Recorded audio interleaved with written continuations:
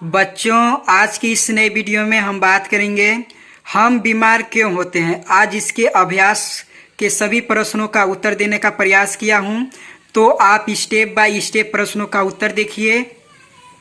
तो सबसे पहले क्वेश्चन पर चलते हैं। प्रश्न संख्या 1 है, पिछले 1 वर्ष में आप कितनी बार बीमार हुए, बीमारी क्या थी। ऑप्शन ए है, इन बीमारियों को हटाने के लिए आप अपनी दिनचर्या में क्या परिवर्तन करेंगे। ऑप्शन बी है, इन बीमारियों से बचने के लिए आप अपने पास पड़ोस में क्या परिवर्तन करना चाहेंगे।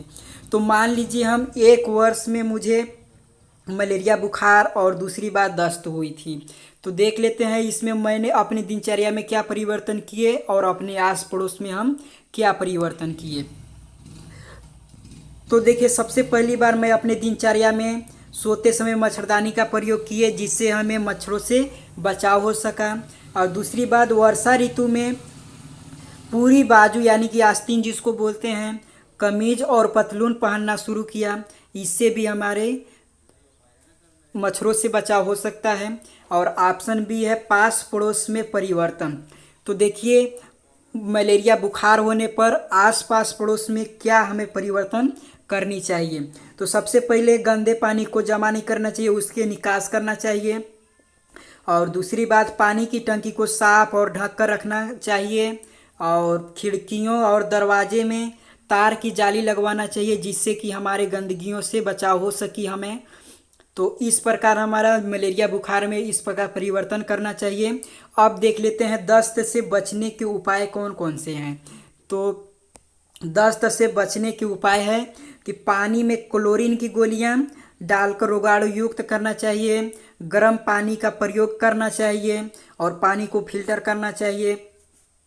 इस प्रकार घर का ताज़ा बना हुआ भोजन करना चाहिए। इस प्रकार हम दस्त से बचाव कर सकते हैं। और आसपास में सफाई रखना चाहिए हमें, ताकि मक्खियाँ मच्छर आदि पैदा ना हो सके। इससे हमारी दस्त की बचाव हो सकती है। तो इस प्रकार हमारा पहला क्वेश्चन समाप्त हुआ। अब अगले क्वेश्चन पर चलते हैं। प्रश्न संख्या 2 है, डॉक्टर नर्स स्वास्थ्य कर्मचारी अन्य व्यक्तियों की अपेक्षा रोगियों के संपर्क में अधिक रहते हैं। पता करो कि वे अपने आप को बीमार होने से कैसे बचाते हैं। तो देखिए, जो डॉक्टर होते हैं, नर्स या स्वास्थ्य कर्मचारी जो होते हैं, वो रोगियों से बहुत ज़्यादा संपर्क में रहते हैं, लेकिन वे अपने आप को बचाने के लिए क्या प्रयोग करते हैं उसके बारे में देखते हैं। तो देखिए, वे अपने हाथों में दस्ताने पहनते हैं, जिससे उनका हाथ संक्रमण होने से बचता है। और दूसरी बात, कार्यस्थल को यानी कि जहाँ पर मरीज होती है उसको भी संक्रमित करते रहते हैं, जिससे कि वहाँ भी संक्रमण होने से रक्षा हो सकती है। और वे मास्क का प्रयोग करते हैं, जिससे रोगी की कीटाणु नाक मुंह और उनके शरीर में न जा पाए। इसके कारण वे अपने मास्क का भी प्रयोग करते हैं। और संक्रमित व्यक्ति को स्पर्श करने के बाद यानी कि उसको छूने के बाद साबुन और रोगाणु रोधक लोशन से अपने हाथ को धोते हैं और कपड़े साफ पहनते हैं, जिससे कि विसंक्रमित उपकरणों को हर समय यूज करते रहते हैं, प्रयोग करते रहते हैं। इस प्रकार वे अपने आप को बचा पाते हैं और रोगियों के संपर्क में भी अधिक रहते हैं। तो इस प्रकार हमारा दूसरा प्रश्न भी समाप्त हुआ। अगले क्वेश्चन पर चलते हैं। प्रश्न संख्या 3 है, अपने आस पड़ोस एक सर्वेक्षण कीजिए तथा पता लगाइए कि सामान्यतः कौन सी 3 बीमारियां होती हैं। यानी कि आसपास हमारी 3 बीमारियां ऐसे कौन सी है जो सामान्यतः होती रहती है। इन बीमारियों को फैलने से रोकने के लिए अपने स्थानीय प्रशासन को 3 सुझाव दीजिए। तो अपने आसपास की जो बीमारी होती है, सामान्यतः मलेरिया, टाइफाइड और पीलिया होती है, इस प्रकार से। और यदि हम स्वास्थ्य कर्मचारी या स्वास्थ्य स्थानीय प्रशासन को सुझाव किस प्रकार दें, तो हमको ये सुझाव देनी चाहिए कि जल जमाव को रोकना तथा मच्छरों को समाप्त करना, ये व्यवस्था होनी चाहिए। और दूसरी बात, साफ तथा शुद्ध पेयजल का उपलब्ध कराना होगा। और हेपेटाइटिस के टीके लगवाने चाहिए। इस प्रकार हम स्थानीय प्रशासन को सुझाव देंगे। प्रश्न संख्या 4 है, एक बच्चा अपनी बीमारी के विषय में नहीं बता पा रही है, हम कैसे पता करेंगे कि ऑप्शन ए है बच्चा बीमार है, उसे कौन सी बीमारी है। तो सबसे पहले देखते हैं बच्चा बीमार है तो हम कैसे जान पाएंगे कि बच्चा बीमार है। तो सबसे पहले देखिए बीमारी के लक्षण से पता चलता है कि बच्चा बीमार है या स्वस्थ है। बीमार बच्चा सामान्य रूप से अधिक रोता है और खाना नहीं खाएगा, बेचैन रहेगा। इससे हम जान जाएंगे कि जो बच्चा है वो हमारा बच्चा बीमार है। और कुछ अन्य लक्षण भी हैं, जैसे कि उनका शरीर का तापमान बढ़ जाएगा, खांसी हो जाएगी, सांस लेने में परेशानी होगी, दस्त, उल्टी, ठंड लगना। तो इस प्रकार हम जान सकते हैं कि बच्चा हमारा बीमार है। अब अगला देख लेते हैं, उसे कौन सी बीमारी है ये कैसे पता चलेगा। यानी कि जब बच्चा अपने शरीर के किसी भी अंग को बार बार स्पर्श करता हो यानी कि छूता हो, तो इससे हम स्पष्ट कर सकते हैं, अनुमान अपना लगा सकते हैं कि बच्चा को कुछ बीमारी। प्रश्न संख्या 5 है, निम्नलिखित किन परिस्थितियों में कोई व्यक्ति पुनः बीमार हो सकता है और क्यों।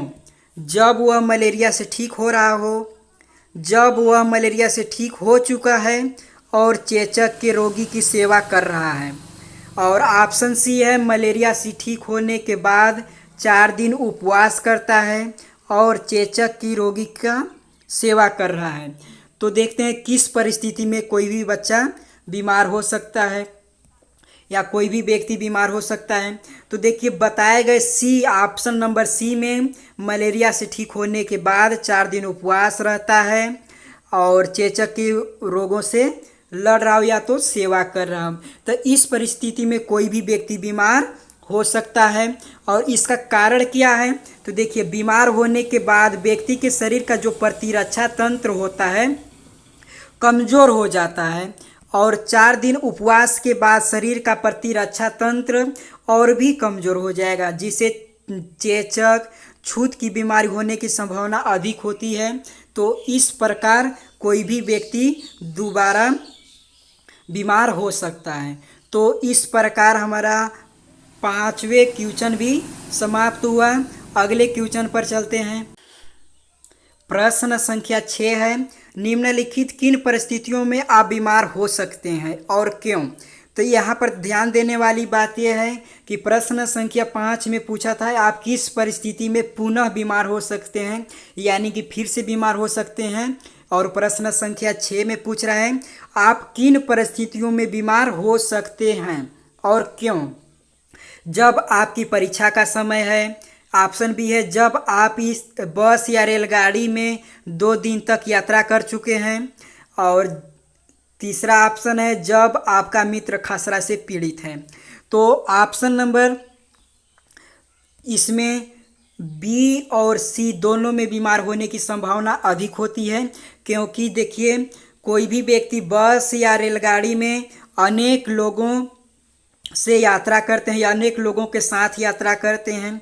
यदि कोई व्यक्ति संक्रामक रोग से पीड़ित होगा तो उसके संपर्क में आने पर भी आप बीमार हो सकते हैं। और दूसरा कारण ये भी है कि यात्रा के दौरान खाने पीने में तथा सोने के असुविधा में भी हो सकती है, जिससे प्रतिरक्षा तंत्र कमज़ोर हो जाता है और इससे बीमारी होने की संभावना बनी रहती है। और दूसरा है खसरा, एक संक्रामक रोग है, यानी कि जब आपका मित्र खसरा से पीड़ित हो, इस परिस्थिति में आप कैसे बीमार हो सकते हैं। तो देखिए खसरा एक संक्रामक रोग है। यदि आपने खसरा का टीका नहीं लगवाया हो तो पास बैठने, बात करने, एक साथ खाना खाने, वस्तुओं को छूने से खसरे के वायरस से संक्रमित हो सकते हैं और पुनः बीमार भी हो सकते हैं। तो इस प्रकार हमारा क्वेश्चन नंबर 6 भी समाप्त हुआ। लास्ट क्वेश्चन बच रहा है प्रश्न संख्या 7। तो इस प्रश्न संख्या हम दे रहे हैं कौन सी प्रश्न है, और इस प्रश्न का उत्तर आप मुझे कमेंट बॉक्स में बताएं कि आपका निर्णय क्या है इसमें।